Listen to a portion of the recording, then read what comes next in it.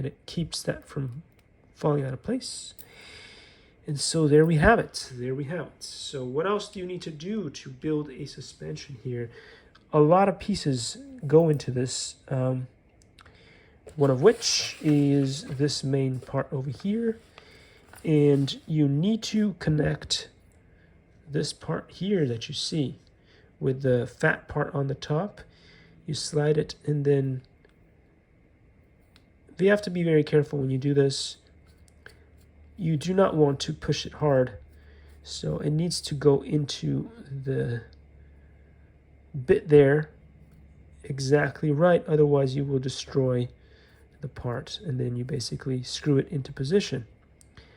I don't think I've done a good job because it's not doing what I want it to. So did I already ruin this thing? I don't think so, but maybe I have.